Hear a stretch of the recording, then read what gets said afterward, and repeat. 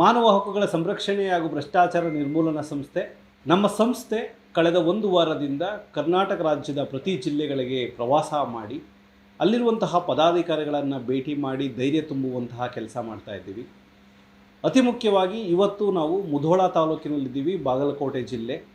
ಇಲ್ಲಿರುವಂತಹ ಯುವಶಕ್ತಿಯನ್ನು ಮಾತನಾಡಿಸಿ ಅಭಿಪ್ರಾಯಗಳನ್ನು ಸಂಗ್ರಹಿಸಿ ರಾಜ್ಯದಲ್ಲಿ ಆಗುತ್ತಿರುವಂತಹ ಸಮಸ್ಯೆಗಳೇನು ಹಾಗೂ ಅದಕ್ಕೆ ಪರಿಹಾರ ಏನು ಅನ್ನುವಂತಹ ಮಾತನ್ನು ಮಾತಾಡ್ತಾ ಇದ್ದೀವಿ.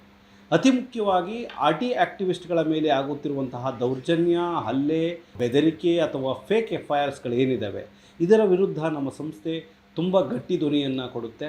ಹಾಗೂ ಸಂಘಟನೆ ಯಾಕೆ ಬೇಕು, ಒಂಟಿ ಹೋರಾಟ ಬೇಡ, ಅದರಿಂದ ಜನಗಳಿಗೆ ನಿಮ್ಮನ್ನು ಕಾರ್ನರ್ ಮಾಡ್ಬೋದು ಅಥವಾ ನಿಮ್ಮನ್ನು ತುಳಿಬೋದು ಅಥವಾ ನಿಮ್ಮ ಹೋರಾಟಕ್ಕೆ ಬೆಂಕಿ ಹಚ್ಬೋದು ಅನ್ನೋ ಒಂದೇ ಒಂದು ಕಾರಣಕ್ಕೋಸ್ಕರ ಸಂಘಟನೆಯನ್ನು ತುಂಬ ಬಲಿಷ್ಠವಾಗಿ ಕರ್ನಾಟಕ ರಾಜ್ಯದಿಂದ ನಾವು ಮಾಡ್ತಾ ಇದ್ದೀವಿ. ಸುಮಾರು 1,500 ಪದಾಧಿಕಾರಿಗಳು ನಮ್ಮ ಸಂಸ್ಥೆಯಲ್ಲಿದ್ದಾರೆ. ಇನ್ನೂ ಇದು ದೊಡ್ಡ ಮಟ್ಟಕ್ಕೆ ಪ್ರತಿಯೊಬ್ಬ ವ್ಯಕ್ತಿಯಲ್ಲೂ ಸಾಮಾಜಿಕ ಜವಾಬ್ದಾರಿ ಬೆಳೀಲಿ ಅನ್ನೋದು ನಮ್ಮ ಆಶಯ. ಈ ಎಲ್ಲ ಮುಧೋಳ ಯುವಶಕ್ತಿಯ ಜೊತೆಯೊಂದಿಗೆ ರಾಘವೇಂದ್ರ. ಧನ್ಯವಾದ.